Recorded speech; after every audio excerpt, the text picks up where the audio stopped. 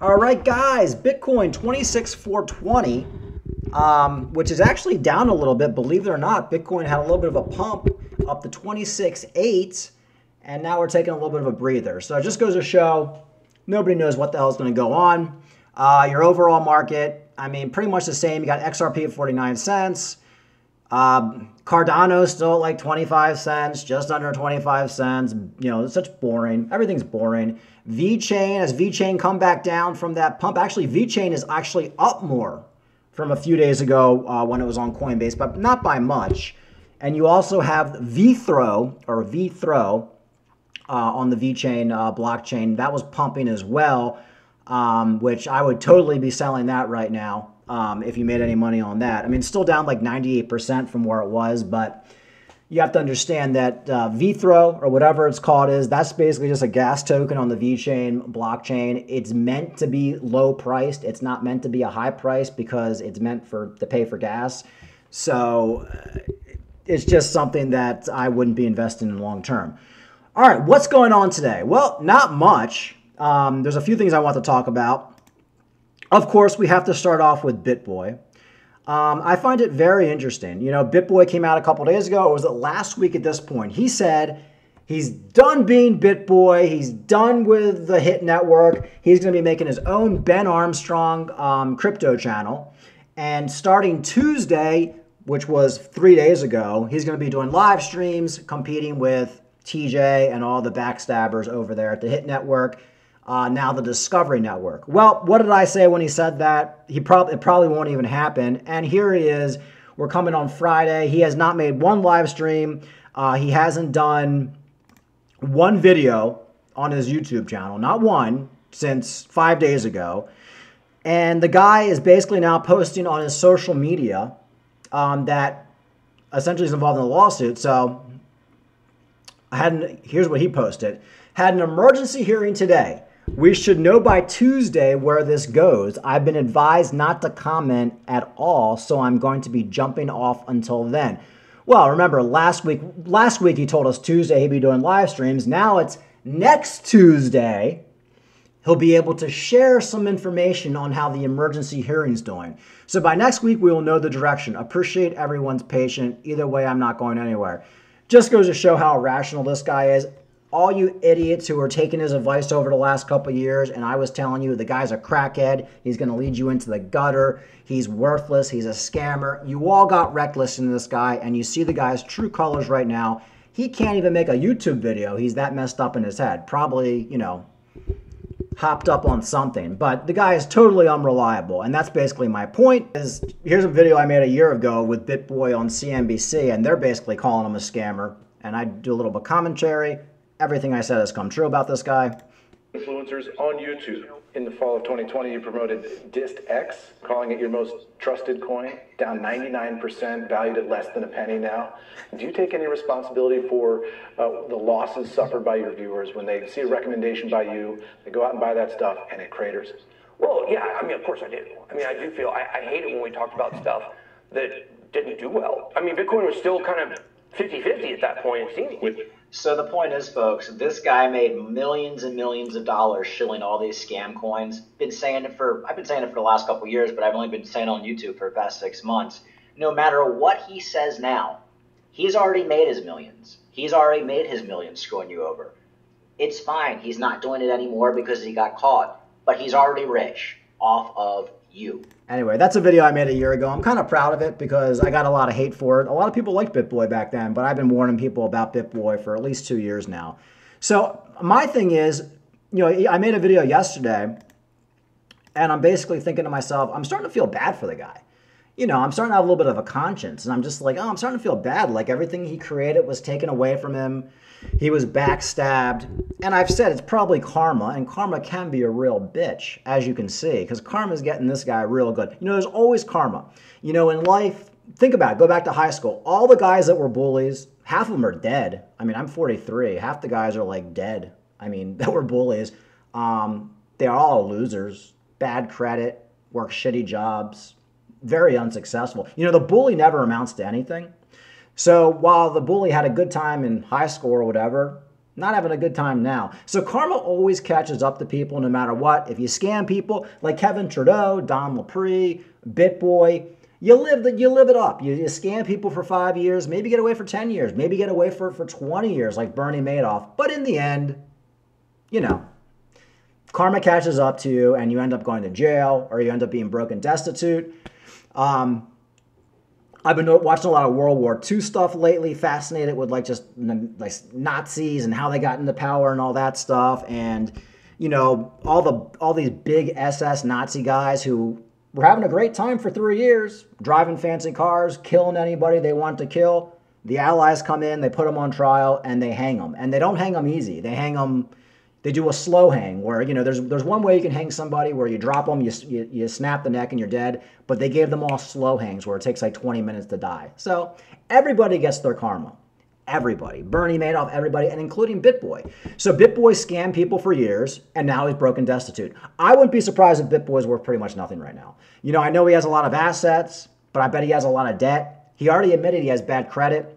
I've been saying it for years. If you scam somebody, if you're a drain on society, it always comes back to get you. And with Bitboy, now he's living the karma. So yeah, in a video I made yesterday, I said I kind of feel bad for the guy.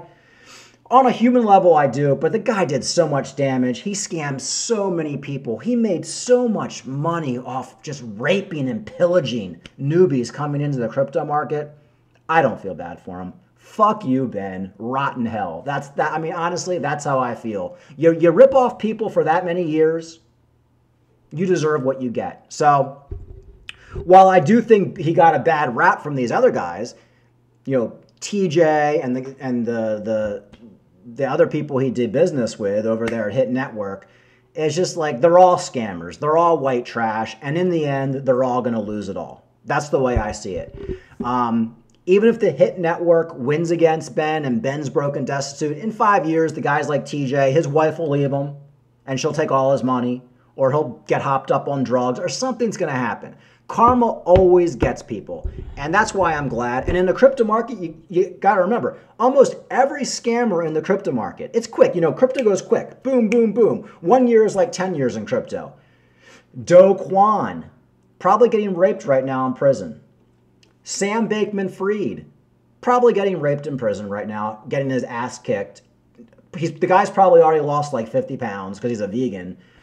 I mean, any scammer you can think of in crypto, they always get caught and they always end up in prison. And that's just the way life is. Karma gets you, and it gets you a little bit faster in crypto. I wouldn't be surprised if with Bitboy, with everything going on, he also ends up having legal entanglements with the SEC for all the scams they promoted.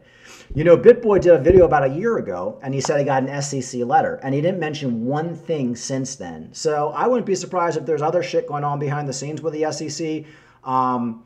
You know, the SEC went after Richard Hart. I wouldn't be surprised if they go after Ben Armstrong, Bitboy as well. So I've been saying this for a long time, but karma always gets people. Do I feel bad for Ben? No, I don't feel bad for Ben. I did a little bit the other day, but then I just keep thinking about all the scams he promoted.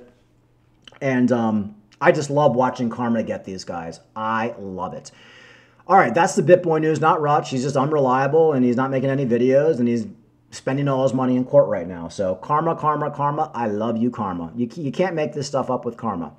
All right, what else is going on in the markets? Bitcoin price shows textbook Wyckoff moves as Bitcoin bulls defend $25. Bitcoin analysts increasingly believe that the cycle's Bitcoin price lows are done and dusted. Completely agree. If you're in the market right now and you're thinking Bitcoin's going to go under $15,000 again, you are obviously new to the market and you don't understand the 4-year cycles. 15,000 was a low. We hit it a year ago. It lines up perfectly with all the other bull runs and all the other bear markets. Is it possible Bitcoin goes back down to 18,000, 17,000, 20,000, all in the cards? But the problem is, if that does happen, you wimps are still not going to buy Bitcoin because you're going to think it's going to go under $15,000.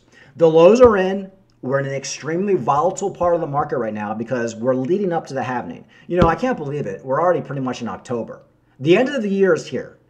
2024 is 2 months away, 3 months away, whatever it is. Crazy. 2024 is the Bitcoin halving year. We have arrived, folks. You know, the train has arrived to the station. And a lot of people just don't see it yet. So yeah, we're going to be volatile. We could go up to 30,000, back down to 25,000. Who knows what the hell's going to happen? But overall, everything's bullish. And most analysts believe, and most analysts who have been right on the market, believe that the lows have been in. And if you follow the 4-year cycles, which is, like I said, any idiot can do it. Even I can do it. The lows were in last year. So good news there.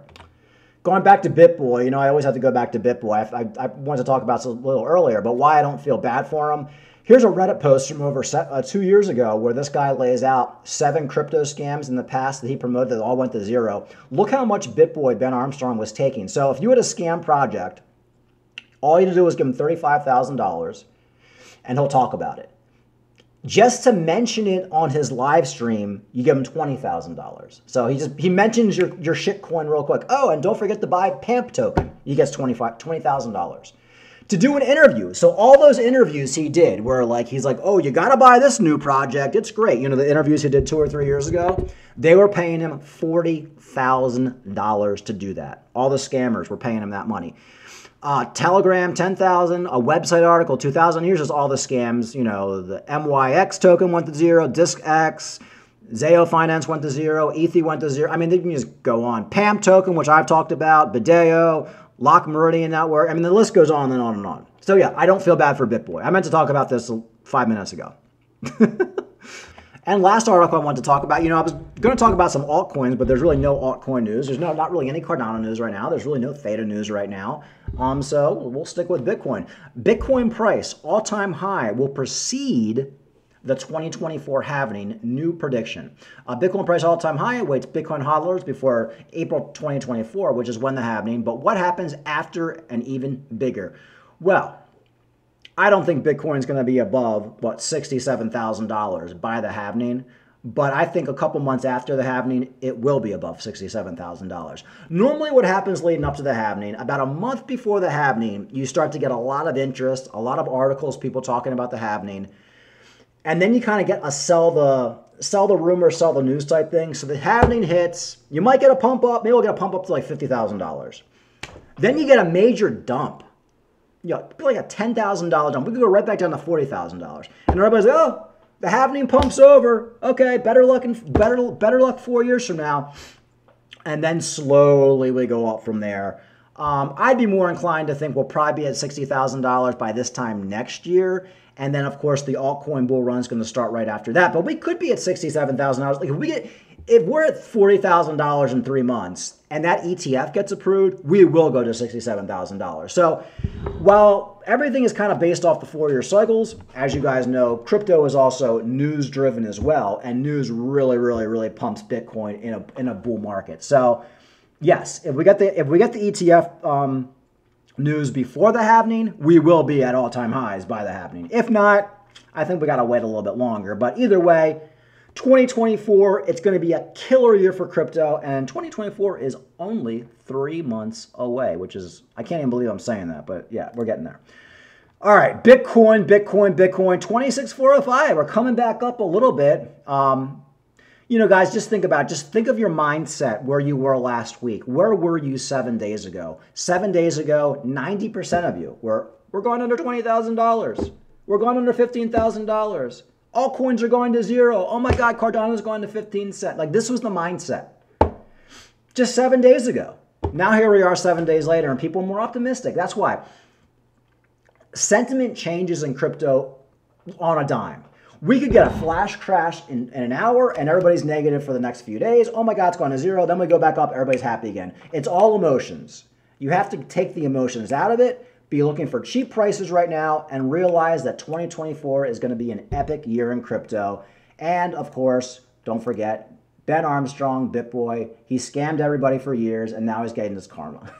That's the main thing of this video. All right, like and subscribe. Talk to you later.